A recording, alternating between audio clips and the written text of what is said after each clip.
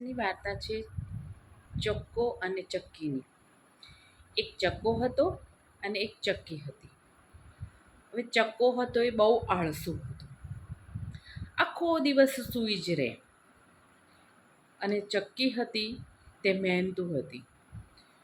તો ચક્કી તો ચક્કા અને ચક્કી બંને માટે કરી અને ખાવાનું શોધવા જાય. તો ચક્કી તો એક મગનો દાણો લાવી અને ચોખાનો દાણો લાવી. મગ અને ચોખા ધીમે ધીમે કરતાં થોડા ભેગા કર્યા અને એને બનાવી ખીચડી. ખીચડી બનાવી અને ચક્કાને કહે છે, ચક્કા હું પાણી ભરવા જાઉં છું.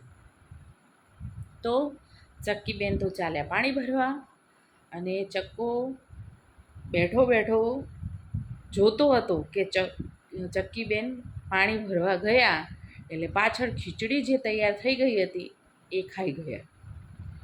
બધી ખીચડી ખાઈ ગયા, ચક્કી બેન માટે કશું રાખ્યું નહીં. ચક્કી બેન તો પાણી ભરીને આવ્યા, એટલા ભૂખ્યા હતા અને ચક્કાભાઈને કહે છે, ચલો આપણે જમી લઈએ. તો ચક્કાભાઈ કહે છે, ના મને તાવ આવે છે, મારે ખાવું નથી. તો ચક્કી બેન તો કહે છે, સારું તો હું ખાઈ લઉં, મને ભૂખ લાગી છે એમ. તો ચક્કી બેન તો ખાવા માટે તપેલી ખોલે છે તો અંદર કશું હતું નહીં.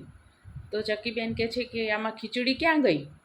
તો ચક્કો કહે છે કે મને ખબર નથી, કે રાજાનો કૂતરો આવીને ખાઈ ગયો હશે કે. ચક્કી બેન તો ગયા રાજા પાસે. રાજાને કહે છે, રાજાજી રાજાજી ન્યાય કરો. રાજાજી કહે છે, શું થયું? તો કે તમારો કૂતરો મારી ખીચડી ખાઈ ગયો. રાજા કહે છે, મારો કૂતરો જે છે એ વફાદાર કૂતરો છે, એ કોઈનું ખાય નહીં, તમારી કંઈક ભૂલ થઈ હશે. ચક્કીબેન કહે છે, ના તમારો કૂતરો જ મારી ખીચડી ખાઈ ગયો છે. તો રાજાજી કહેશે, સારું ચાલો આપણે ન્યાય કરીએ. તો એક બાજુ ચક્કાભાઈને બોલાવ્યા અને એક બાજુ કૂતરાને બોલાવ્યું અને એક કૂવા પાસે લઈ ગયા. રાજાજી કહેશે કે કૂતરો અને ચક્કો બંનેને આપણે વારાફરતી કૂવામાં નાખીએ. જેમને ખીચડી ખાધી હશે એ ડૂબી જશે અને જેમને ખીચડી નહીં ખાધી હોય તે તરશે. તો ચક્કાભાઈ તો બી ગયા, એવા બી ગયા કે હવે મારો આઈ બન્યું. એટલે બોલી જાય છે કે રાજાજી રાજાજી મને માફ કરજો, મેં ખીચડી ખાધી હતી.